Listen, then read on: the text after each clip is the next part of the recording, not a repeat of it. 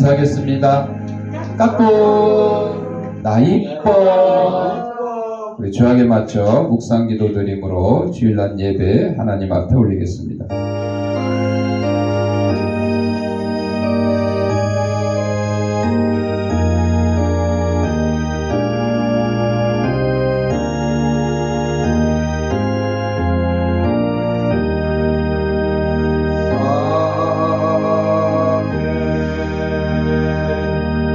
하나님은 영이시니 예배하는 자가 영과 진리로 예배할지니라. 아멘. 사랑과 은혜가 풍성하신 아버지 하나님, 지난 한 주간 동안도 저희들의 생명을 지켜보아 주셨다가 거룩한 주일 주님이 부활하신 날을 기념하는 주일 아침에 세상에서 온갖 죄악된 것과 더러운 것과 무거운 짐과 병든 몸을 가지고 나왔사오니 이 모든 것 다 우리 주님께서 받아주시옵고 저희 심령마다 하나님이 주시는 평강과 기쁨이 넘치는 시간으로 인도하여 주옵소서.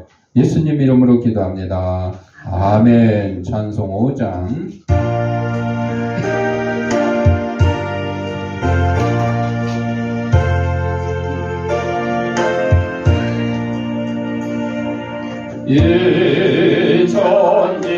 예전이던 만물 들어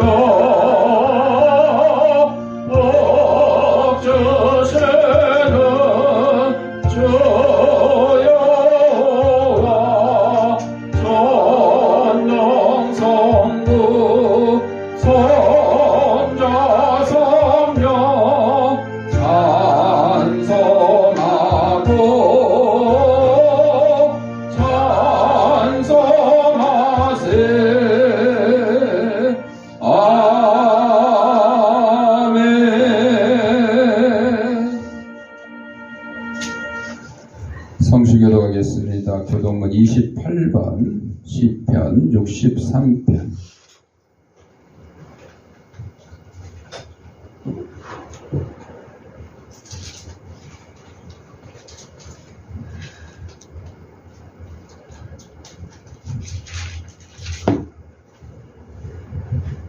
하나님이여 주는 나의 하나님이시라.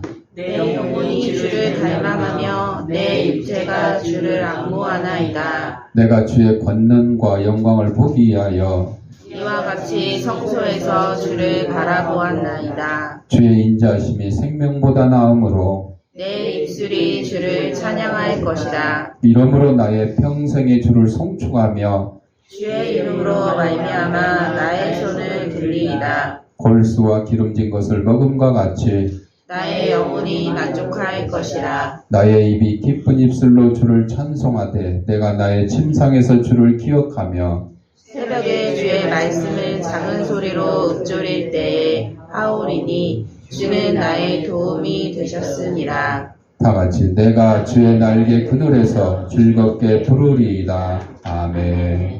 사도신경으로 우리의 신앙을 고백할 때에 화면을 참고하시고 함께 낭독하겠습니다.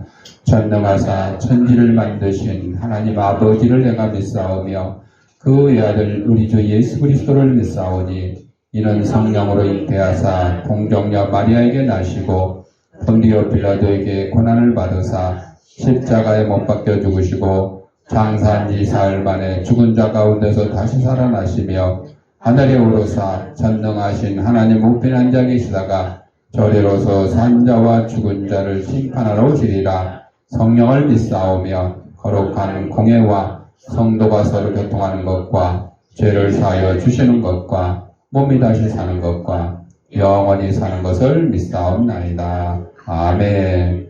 찬송 93장.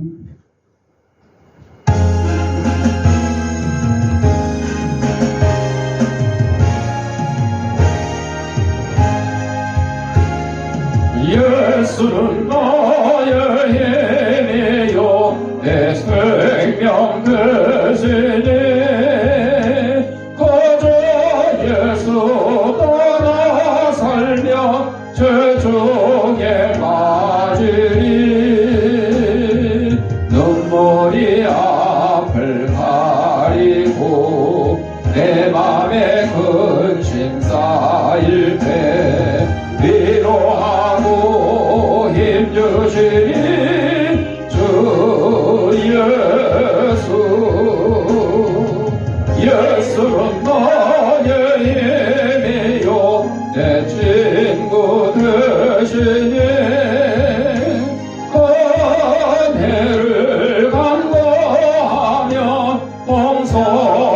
받으리 햇빛과 비를 주시니 주수할 곡식만보다 귀한 열매 주시느니 주 예수는 나의 힘이요 내 기쁨 되시니 그 명령을 준행하여 늘 충성하겠네 주야로 모하시며 다른 길 가게 하시니 의지하고 따라가리 주 예수는 나의 힘이요 내 소망 되시네 이 세상을 떠나갈 때 온 영생 얻으리 한없는 복을 주시고 영원한 기쁨 주시니 나의 생명 나의 기쁨 주 예수. 표세종 안수 집사님 기도하겠습니다.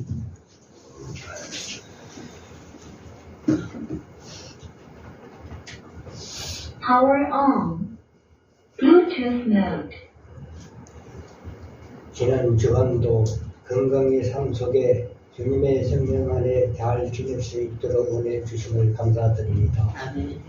오늘도 주일을 맞이하여 주님의 교회를 찾아 주님과 축복과 은혜를 드리며 찬양의 시간을 주심을 감사드립니다. 하나님 아버지, 우리 민족과 나라를 사랑하시어 성령의 축복을 내려 하나님을 찬양하며 말씀의 진실을 따르는 축복받는 백성이 되기를 원합니다. 어려운 가운데 세계에 주님의 말씀을 전파하는 많은 선교사님이 계십니다. 하나님이 함께 하셔서 선교사님과 가족분들을 위해 기도합니다. 하나님 말씀을 전파하는데 건강과 경제적 어려움이 없지 않은 축복을 내려 주시옵소서. 주양교회도 함께 하시어 이 지역에 주님의 복음을 전하고 지역 주민들에게 사랑받는 교회가 되게 은혜 내려 주옵소서. 태는 아들 생딸을 기억하시어 어린 학생들이 주님을 사랑하고 주님의 가르침을 따라 타의 모범이 되고 주님을 사랑하는 학생으로 거듭나게 성령 충만 내려 주옵소서. 오늘 참석하신 성도님들에게도 건강과 물질적 축복도 내려 주시옵고 자녀의 세우신 주님의 종은 성령으로 붙잡아 말씀을 전할 때 모든 성도님들의 마음속 깊이 성령으로 축복받는 믿음의 성도가 되게 간절히 원합니다. 예배 순서대로 하나님이 홀로 영광 받으시기를 원하며 예수님 이름으로 감사기도 드립니다. 아멘. Power off.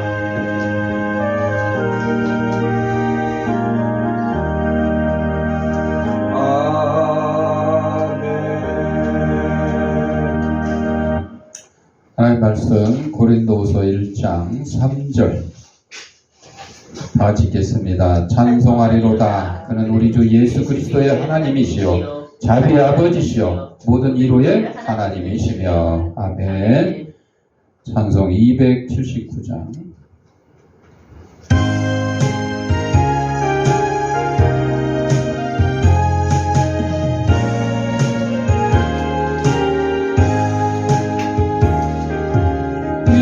예배하신 곳에 주여 내가 비오니 죄로라 하실 때에 날 부르소서. 주여 주여 내가 매오니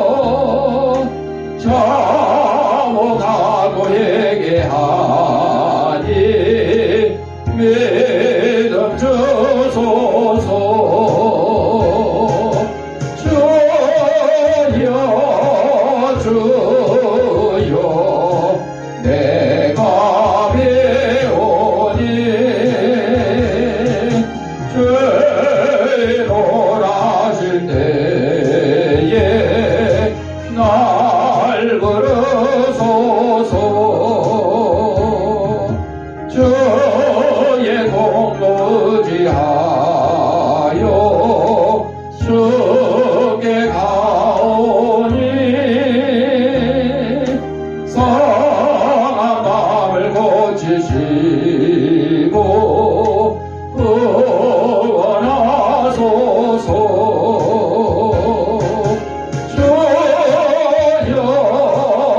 주여 내가 배우니 죄노라실 때에 날 부르소서. 만복은한 우리 주여 위로하소서. 우리 주와 같으시니 어디 있을까.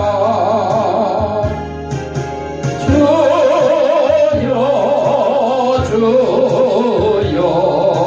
내가 배우니 죄노라실 때에 날 부르소서.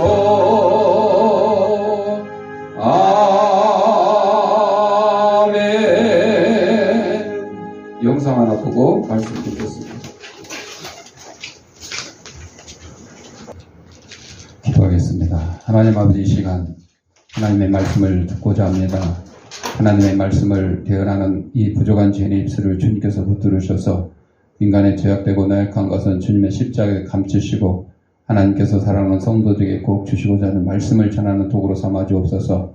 이 말씀을 받는 성도의 심령을 성령께서 옥토로 만들어 주셔서 하나님 말씀이 선포될 때 싹을 트고 열매를 맺어서 100배, 60배, 30배의 결실을 가지고 저희 속한 가정과 직장과 이 사회에서 하나님의 귀한 성도로서의 직분을 잘 감당하며 사는 데 부족하도록 인도하여 주옵소서. 예수님 이름으로 기도합니다. 아멘. 오늘은 고린도후서 1장 3절 말씀을 중심으로 위로라고 하는 제목으로 함께 은혜를 나누고자 합니다. 바울은 고린도 교회에 두 번째로 보내는 편지, 고린도 전서는 첫 번째 편지라는 뜻이고 고린도후서는 두 번째 편지라는 뜻이죠. 이 편지 서두에서 자신이 아시아에서 당한 환난을 상기시켜주고 있습니다. 바울은 복음을 전하기 위해서 환난을 당했는데 유대인으로부터 죽임을 당할 뻔했고 또 권장을 맞아서 죽을 뻔도 했고 또 폭풍우를 만나서 죽을 뻔도 했고 여러 가지 죽을 고비를 넘겼죠. 심지어는 남파대학교 섬에 있을 때 모닥불에서 뱀이 나와서 물어서 독사가 물어서 죽을 뻔도 했어요. 그런 이런 여러 가지 환난을 지금 당했지만은 하나님을 원망하지 않았다. 지금 오늘 날씨는 참 좋죠. 이제 가을로 들어서려고 하는 30도가 넘지 않는 그런 날씨예요. 이번 주 월화 또 비가 오고 나면 이제 30도는 이제 구경을 하기가 어려울 것 같아. 그런데다가 다음 주에 또 태풍이 일본으로 오고 있다고 그러네요.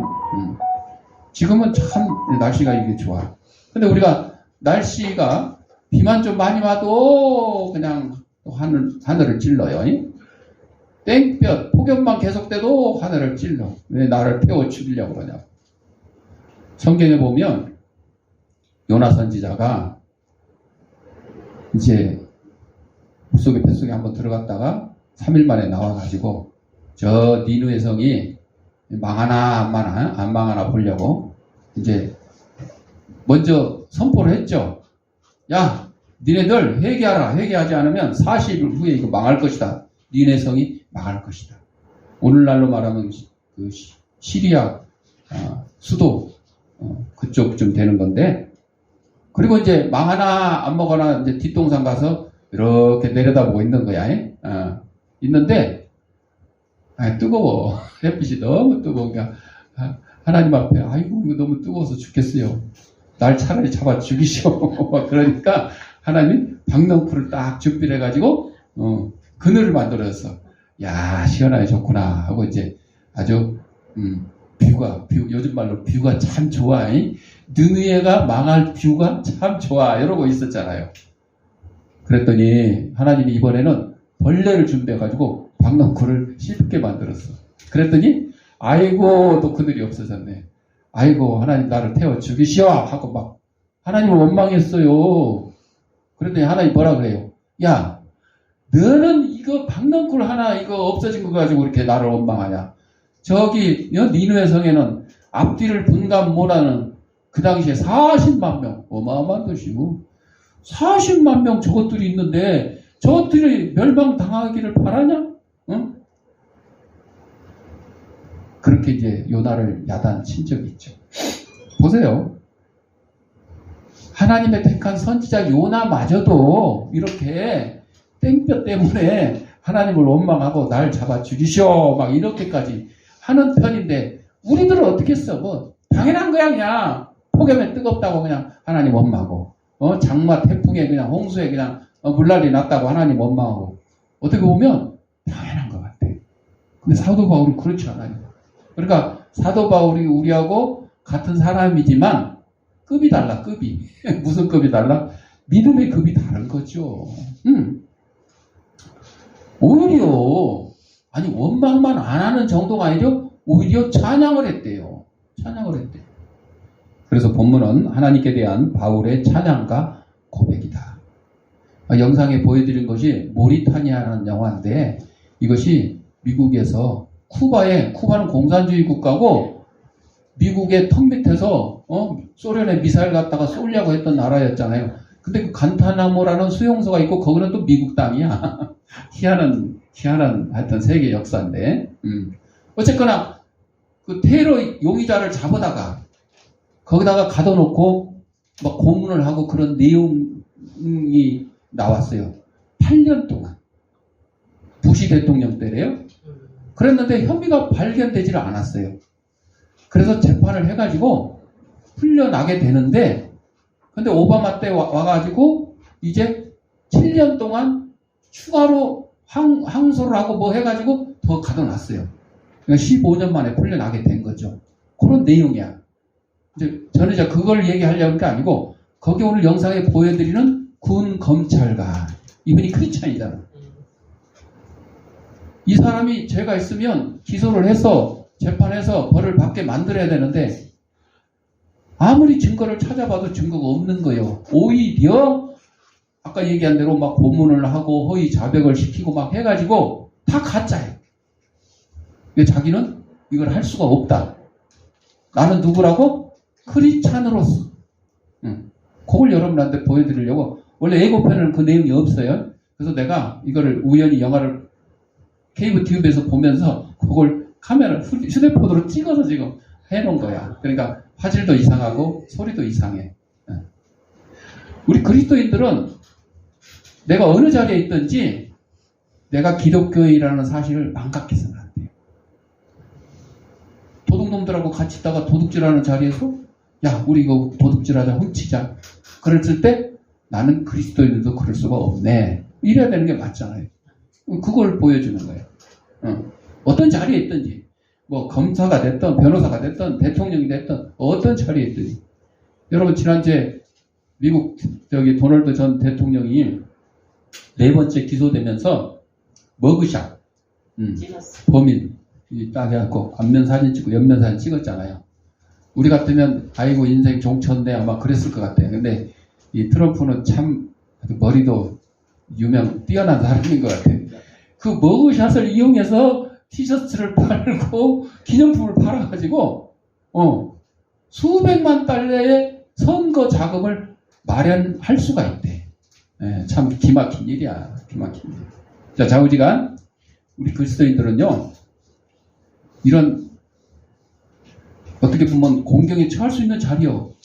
아니 자기 상관이 나는 크리스찬 너희가 할 수 없다니까 뭐라 그러세요? 너는 반역자래. 반역자.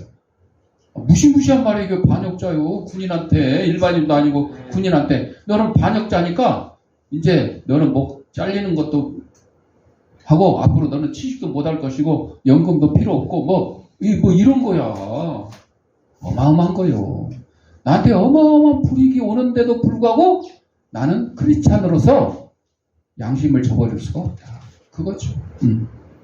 자, 바울은 이런 환난 가운데서 불평하고 원망하는 그런 사람도 아닐 뿐더러 반대로 하나님을 찬양하는 거예요. 찬양하는 거예요. 우리 그렇게 배웠잖아요. 여태 그렇게 배웠잖아요. 홍수가 났어. 집이 떠내려갔어.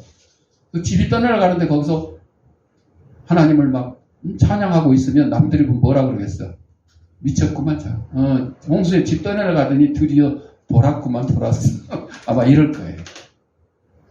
사도 바울의 자세가 바로 이런 거죠. 집이 떠내려갔으면 떠내려갔어도 찬양을 한 거예요. 왜? 집만 떠내려갔지 나는 멀쩡해요. 내 목숨 구했잖아요. 그 목숨만 구했으면 뭐 되는 것 같아요? 아닌 것 같죠. 교통사고가 났어요. 응? 팔다리가 다 잘렸어요.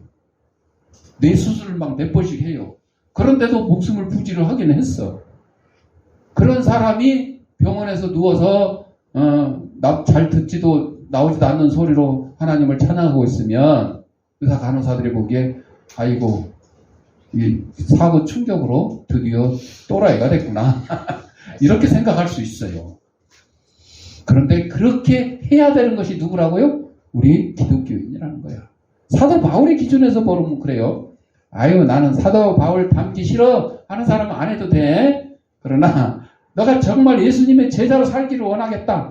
사도 바울처럼 되기를 원한다. 그러면 그렇게 할 수 있어요. 디도서 2장 7절에 범사에 내 자신이 선한 일의 본을 보이며 어떤 신학생이 목사 안수식을 앞두고 평가위원회와 주교 앞에 섰습니다. 훌륭한 추천서도 있고 모든 신학 과목을 가장 높은 성적으로 수료한 학생이었어요. 그는 의례적인 질문에 막힘없이 대답했어요. 교회 담임 목사도 그가 교회 전반적인 활동에 무척 적극적이라는 의견을 보내왔습니다. 그러자 경건한 주교는 초기 교회 목사 안수 후보자들이 의무적으로 대답해야 했던 질문을 던집니다. 당신은 이익이나 손해를 똑같이 기쁨으로 받아들입니까? 이익 봤을 때는 기쁨 받아들이는 거 당연한 거죠. 근데 손해 봤을 때도 그걸 기쁨으로 받아들이겠냐 이거죠. 또 친척을 사랑하는 만큼 이방인도 사랑합니까? 질병이나 건강, 자유나 구속됨, 매나 위로, 반대나 칭찬을 똑같이 기쁨으로 받아들이십니까?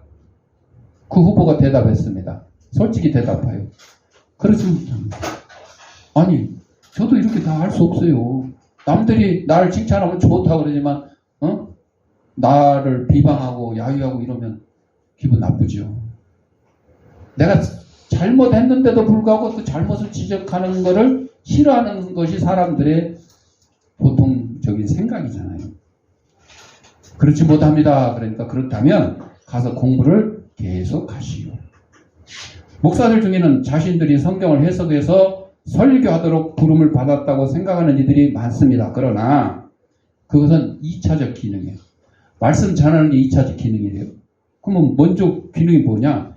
예수님께서 마태복음 5장 17절에 율법이나 예언자들의 말을 완성시키러 왔다. 율법이나 예언자들의 말을 전하러 온 게 아니라 예수님은 완성시키러 왔다. 완성시킨 게 뭐냐? 그분은 다른 사람들이 단지 설교의 주제를 삼는 것들을 완성한 분이에요. 하나님 말씀을 논하는 대신 실천을 했다. 예수님이. 예수님 오셔서 천국 복음을 전하셨어요. 그러고 끝났어요? 아니요. 배고픈 자들을 먹이셨어요. 오병이의 그 기적을 일으키면서. 병든 자들 어떻게 해요? 고쳐주셨어요. 눈먼 자 눈 뜨게 해주시고 중풍병자 일으키게 해주시고 심지어는 죽은 자도 살려주셨어요.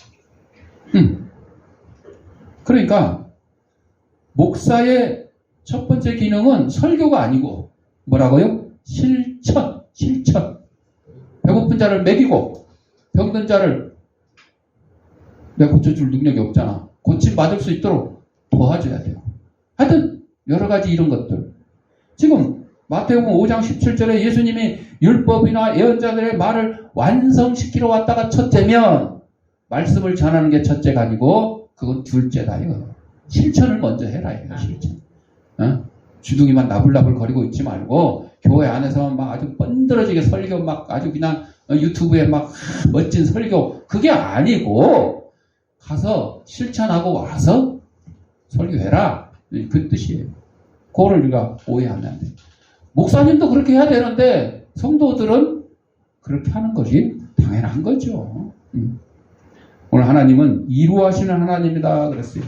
오늘 본문에 하나님께서 위로의 하나님이 되시는 이유를 사도 바울이 설명을 하고 있어요. 하나님께서 우리 주 예수 그리스도의 하나님이시요 자비의 하나님이시라는, 아버지시라는 이런 사실. 바울이 강조하고 싶은 것은 우리가 정말로 예수님을 믿는다면 예수님의 하나님, 자비의 하나님께 정말로 위로받을 수 있다고 하는 것입니다. 홍수 가운데서, 교통사고 가운데서, 암병 가운데서 많은 사람들이 살아있는 것 자체가 고통이라 그래요. 여러분, 죽은 사람은 고통을 느껴요, 못 느껴요? 못 느껴요. 죽은 사람은 돈이 필요 있어요, 없어요? 없어요. 집도 필요 없어, 차도 필요 없어. 우리가 살아있기 때문에 고통을 느끼는 거고, 살아있기 때문에 돈이 들어가는 거예요. 당연한 거예요. 그게 싫으면 어떻게 하라고요? 돌아가셔요. 돌아가시면 돼. 빨리 주님 품에 안기면 돼. 주님 품에 안기는 거는 내 마음대로요? 내 마음대로 하면 그거는 아니죠. 하나님이 부르실 때까지는. 아파도 참고 인내하고, 힘들어도 참고 인내하고, 사도 바울처럼 고난을 당할 때 하나님을 원망하는 것이 아니라 오히려 하나님을 찬양할 수 있는 그런 성도들이 돼야 되겠다. 자, 많은 사람들이 삶은 고통이라고 그러는데 왜 이 세상에서 하나님은 나를 위로하지 않냐고 투정할 때가 많아요. 믿음 좋은 장로님도, 권사님도, 심지어는 목사님도 암병에 걸려봐요. 하나님 찬양하는 찬양이 금방 나와요? 안 나와요. 어떤 사모님이 몸이 막 아파가지고 막 계속 기도를 했어요. 하나님께 고쳐달라고. 근데 안 고쳐지고 우리가 막 근심 걱정. 그래서 이제 병원에 가서 이제 진료를 받았어요. 의사가 싹 검사를 하더니 의사가 뭐라 그래요? 검사 결과 아무 이상이 없습니다. 그러니까 그냥 얼굴이 그냥 하얘져가지고 야 이제 살았다 그러고 돌아왔대. 여러분, 이게 되는 얘기예요? 아니 지금 뭐 변한 게 있어요? 없어요. 병원 가기 전하고 간 후에 변한 게 아무것도 없어요. 똑같아 그대로요. 뭐 다리가 부러진 것도 아니고 무슨 뭐 고혈압이 막 올라가는 것도 아니고 그냥 하여튼 스스로 몸이 아프다고 생각을 해서 하나님께 건강 지켜달라고 기도를 했는데 그거 가지고는 위로를 못 받았는데 병원 가서 의사 한마디에 검사하고 아무 이상 없습니다. 의사 한마디에 위로를 받고 돌아왔다는 거예요. 이게 사모님의 올바른 자세, 믿음의 자세게 아니죠.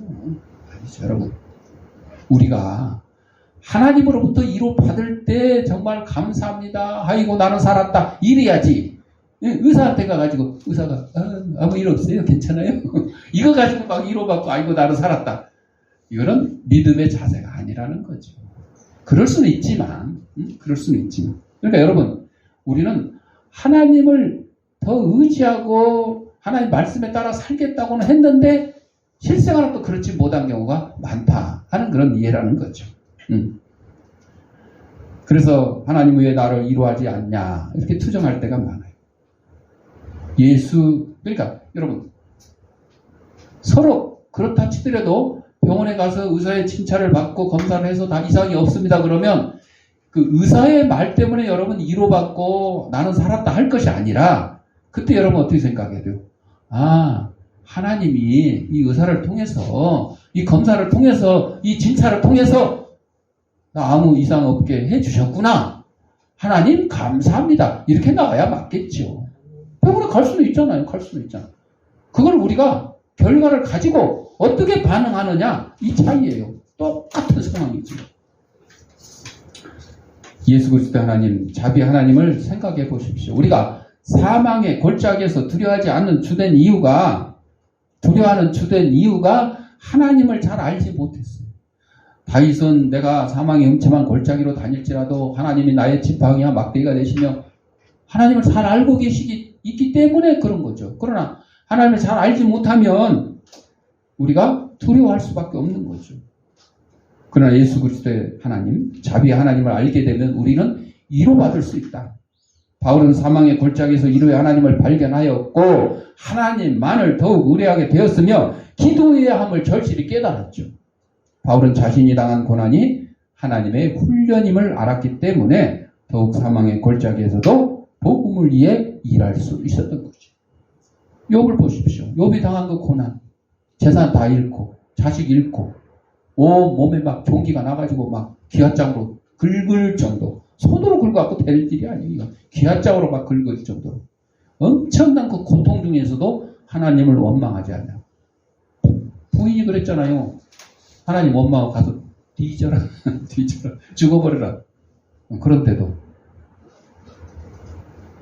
나중에 하나님께서 주실 복이 엄청나다는 사실을 알고 참았을까요? 아니야. 하나님이 나중에 엄청난 복을 주시든 말든 그건 나중 일이야. 그냥 이 순간 하나님을 원망할 일이 아니요. 왜? 내가 적신으로 왔으니 적신으로 돌아가죠. 내가 흙에서 왔는데 흙으로 돌아가요. 빈손으로 왔으니까 빈손으로 돌아가는 것이 당연한 거다는 거죠. 당연한 거예요. 그러니까 나중에 어떤 복이 주어지든 벌이 주어지든 상관없이 지금 이 고통 중에서 하나님을 원망하지 않고 살아갈 수 있었다. 욥이 그랬잖아요. 욥이. 빌립보서 4장 8절에 무엇에든지 칭찬받을 만하며 무슨 덕이 있든지 무슨 기름이 있든지 이것들을 생각하라 이런 말씀이 있어요. 글로바가 친구와 함께 엠마오로 걸어가고 있을 때 예수님 부활 후에 두 제자가 지금 엠마오로 가는 길, 엠마오로 가는 두 제자 이렇게 제목이 나오고 그런 그림도 있죠. 예수님 그들에게 나타나셨어요. 예수님의 제자들이 이 변화된 예수님을 보고 지금 못 알아보는 거예요. 못 알아봐. 그래서 글로바가 예수님께 물었어요. 누가복음 24장 18절에 당신이 예루살렘에 체류하면서도 요즘 거기서 된 일을 혼자만 알지 못하냐? 너 간첩이냐? 우리 쉬운 말로 그거 모르면 너 간첩이다. 예수님이 알면서도 무슨 일이냐 하고 물어보신 거죠. 관심을 보이는 거예요. 예수님 생애 마지막 며칠 동안 너무 많은 일이 일어났어요. 강도 2명이 십자가의 처형을 당했어요. 예수님 제자들 가운데 이 한 명이라도 슬픔에 가득 찬 그 강도들의 어머니 혹은 가족들을 위로하러 갔었냐? 성경에는 없으니까 어떻게 됐는지는 잘 모르겠죠. 근데 과연 위로하러 가셨을까? 갔을까 제자들이? 여러분은 어떻게 생각해요? 안 갔을 것 같죠? 왜?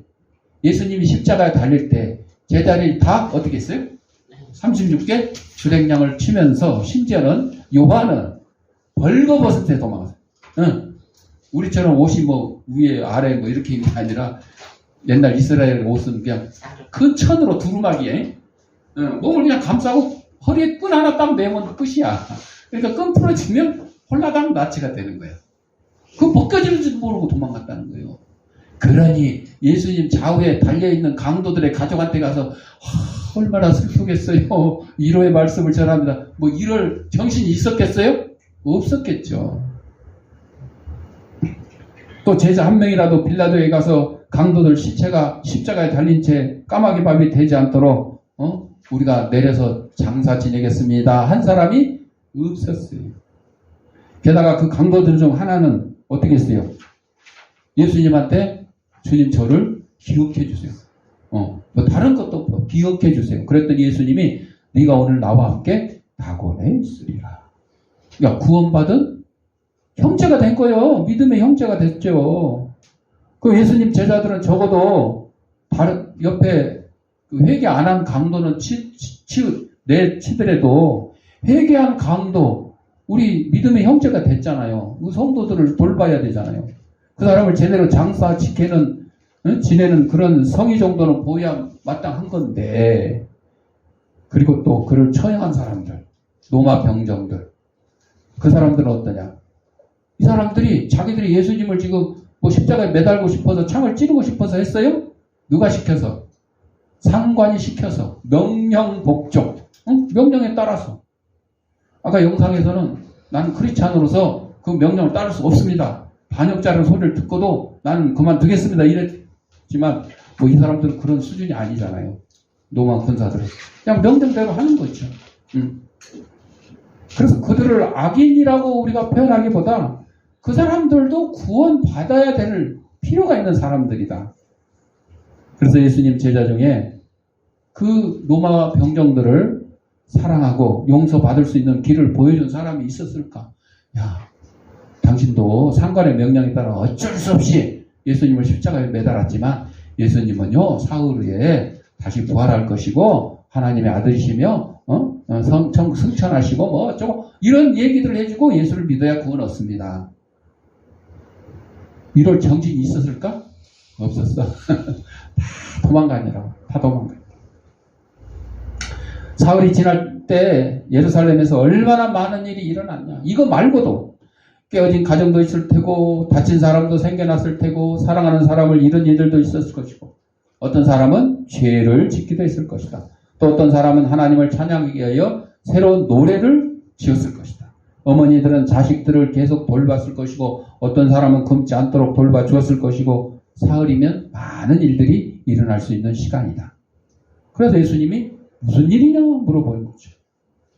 예수님은 선행과 죄, 기쁨과 슬픔 등 인간 생활의 모든 면에 관심을 가지고 계신 거예요. 무슨 일이냐?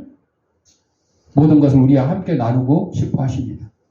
엠마오로 가던 두 제자는 예루살렘에서 일어났던 일에 관해서 얘기는 했지만 사실 그들 마음속에는 오직 한 가지 생각밖에 없어요. 누가 굶었던, 누가 죽었던, 위로를 했던, 말았던, 이런 거 신경 못 써요, 지금. 오직 한 가지. 자신들이 사랑한 예수님에게 어떤 일이 일어났는가 하는 것이에요. 이처럼 승천하신 주님과 개인적으로 관계를 맺는 데만 온통 집중하는 교인들이 내가 예수 믿고 구원받았으면 돼. 난 그걸로 끝이야. 세상 사람들이 여기서 굶든지 아프든지 다치든지 홍수에 빠지든지 태풍을 만나든지 암병에 걸렸든지 그런 거 도대체 나는 아무 관계 없어. 신경 쓸 필요도 없고 신경 쓸 여유도 없어. 이런 사람들이 있죠. 내 코가 석잔데 이런 사람들 있잖아요. 왜냐하면 이 세상에서 평화를 주고 저 세상에 낙원을 주겠다고 주님이 약속하셨기 때문에 그것만 믿는 사람들이 있습니다. 그러나 예수님은 생명입니다. 우리를 둘러싸고 있는 생명입니다. 예수님의 형제 자매 즉 배고프고 목마르고 헐벗고 병들고 포로로 사로잡힌 사람들을 보면 예수님을 볼 수가 있어요. 예수님 어디 계시냐? 감옥에 갇힌 사람 모습에서 예수님을 찾아야 돼요. 배고픈 사람 모습에서 예수님을 찾아야 돼요. 헐벗고 있는 사람 모습에서 우리는 예수님을 찾아볼 수가 있어요. 우리는 하나님 자녀들을 자주 만나듯이 예수님을 자주 만날 수가 있다. 내가 아프지 않다고, 내가 배고프지 않다고, 내가 헐벗지 않았다고, 내가 감옥에 갇히지 않았다고, 나는 하나님 앞에 복받은 사람이야. 참 평안해. 이러고 살고 있어서는 안 된다는 거죠. 하나님은 우리를 위로하지만 우리도 또 남들을 위로할 수 있죠. 바울은 본문 다음에서 하나님은 우리를 환난에서 위로하시고 그 위로로서 다른 환난 중에 있는 사람들을 위로하게 하시는 분이라고 말하고 있습니다. 우리는 보통 내가 어떻게 다른 사람을 위로할 수 있단 말인가? 그러나 그런 생각 자체가 잘못입니다. 내가 누구를 위로할 수 없어요. 좀 이제 인사치레로 장례 식장에 가서 이거 참 얼마나 슬프십니까 하고 위로의 말을 건넬 수 있죠. 그러나 그 내 말 자체가 위로가 될 수는 없죠. 설령 나의 도움이나 말 한마디로 다른 사람이 위로받았다고 그렇게 답을 하더라도 그거는 진정한 위로가 아니요. 오직 하나님만이 참 위로자가 되시기 때문에 우리들이 남들을 위로했다고 하는 것은 위로가 되지 않는다는 거죠. 우리는 다만 어려움에 처한 그 사람들에게 하나님의 말씀을 전하는 것뿐이에요. 전하는 것뿐. 위로의 하나님, 자비의 하나님은 상한 심령, 두려움에 가득 찬 심령을 친히 이루어 주실 것입니다. 우리는 우리의 삶을 통해 하나님을 전하면서 이루하는 성도가 되어야 될 겁니다. 이제 바울은 환난의 이유를 하나님만 의지하게 하는 것이라고 말했는데, 그럼 하나님을 의지하는데 어떻게 해야 되느냐? 방법은 바로 기도다. 기도를 하는 사람은 하나님을 의지하는 사람이에요. 기도하지 않는 사람은 하나님을 의지하지 않는 사람이 되겠죠. 바울은 하나님을 의뢰하기 때문에 하나님께 기도하고 있는 것이라고 그랬어요. 우리 주위를 둘러보면 말로는 하나님을 의뢰한다고 하면서 기도하지 않는 사람들이 있어요. 이거는 말뿐인 신앙입니다 하는 거죠. 신앙인은 기도로 승부를 걸어야 된다. 하나님께서 다 알아서 해주시겠지. 기도할 때도 그래요. 하나님은 다 아시죠? 제가 뭐라고 얘기 안 해도 다 아시죠? 다 해결해 주실 거죠? 뭐하러 그렇게 기도해? 이건 기도가 아니요. 기도는 구체적이어야 돼. 구체적이. 응? 내가 125만 4,720원이 필요합니다. 이런 식으로 구체적으로 하나님께 구해야 돼요. 거기다가 여윳돈 더 못해가지고 125만이 아니라 225만 100만 원 내가 따로 써야지 하고 또 그래도 안 되는 거죠. 하나님은 다 알고 계셔요. 내게 필요한 돈이 얼마인지, 내게 필요한 집이 몇 평인지. 13평짜리 집만 필요한 사람이 하나님 앞에 이쪽에 옷방도 만들어야 되고 장난감도 넣어야 되고 손님방도 하나 해야 되니까, 나는 지금 13평이 필요한데 하나님 앞에는 거짓말로 25평이 필요합니다. 하나님이 다 아셔야 모르세요. 다 아셔요. 그게 아니고 진실된 진실. 그래서 하나님께서 다 알아서 해주시겠지가 아니라 정말 필요한 것을 아주 조목조목 자세하게. 그런데 성경에 뭐라고 그랬냐? 내 욕심을 위해서 구하지 말라 그랬어요. 내 욕심을 위해서. 여러분, 정말 내가 13평 집이 꼭 필요하다 그러면 그 광고해서 응답 받는 게 맞아요.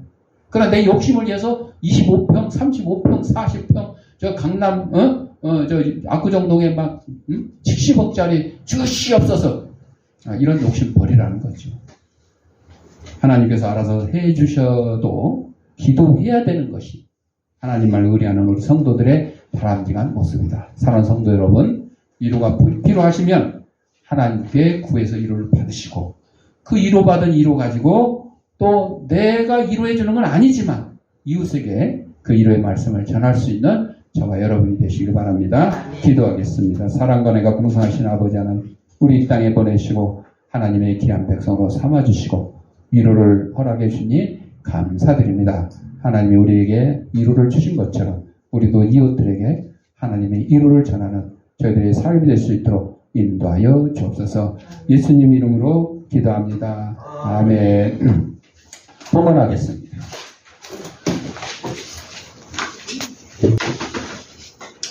영상으로 예배드리는 성도님들은 계좌에다가 아무개 주일원금, 아무개 감상금 하시거나 출석 예배 드릴 때 한꺼번에 모아서 하셔도 좋겠습니다.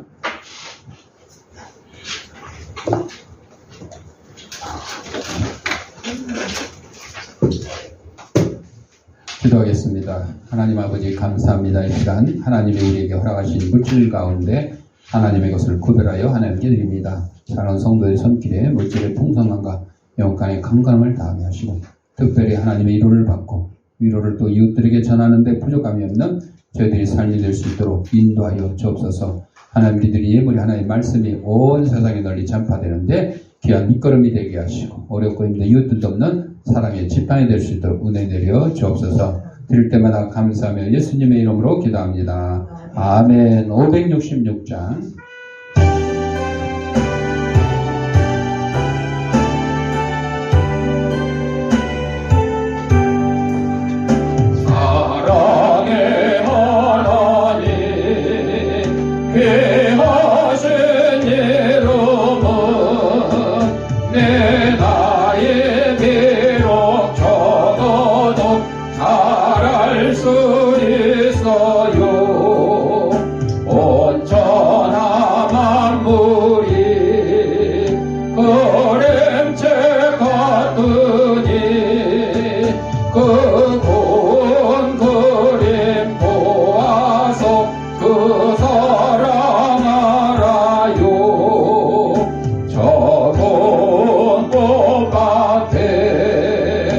이오다 베이며 하늘에 뻗친 무지개 참 아름다워요.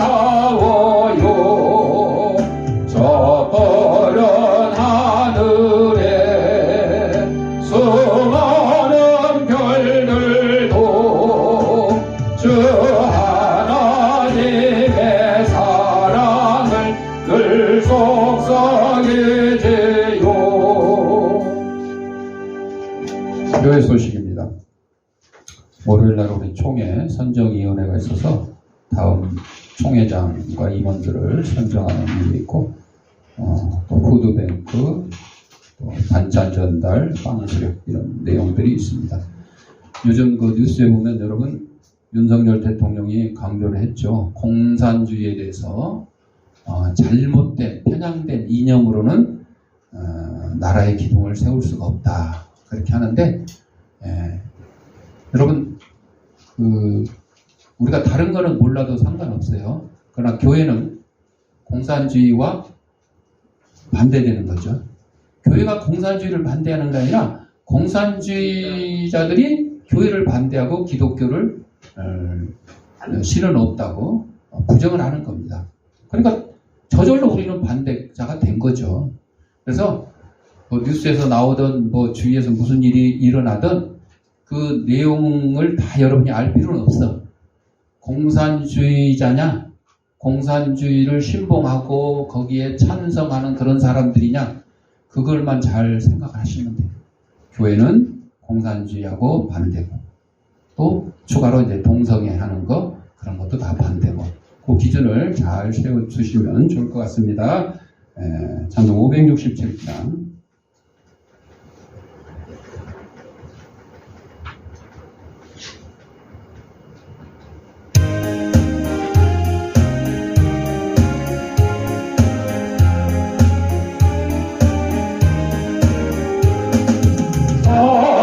거룩하신 목자 예수 어린 양을 돌보사 캄캄한 밤지될 동안 나를 뽑아주소서.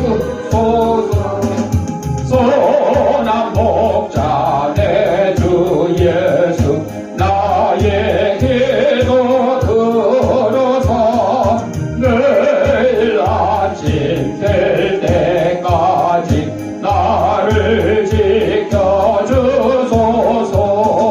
좋은 옷을 입히시고 만난 음식 먹이사 고이 길러주시오니 주여 감사합니다.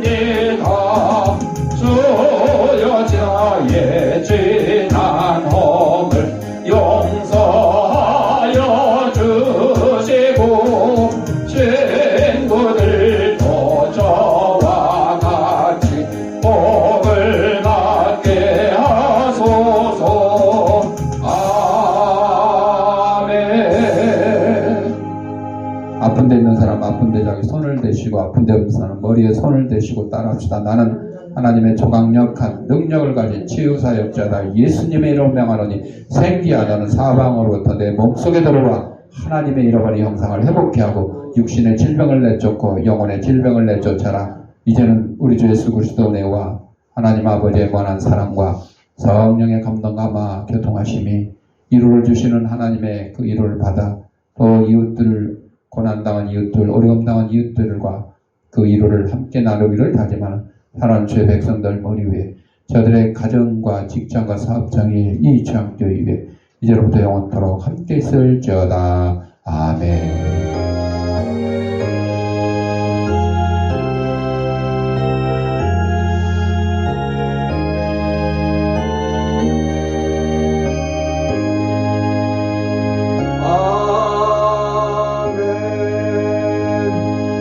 이상으로 주일날 예배 마쳤습니다.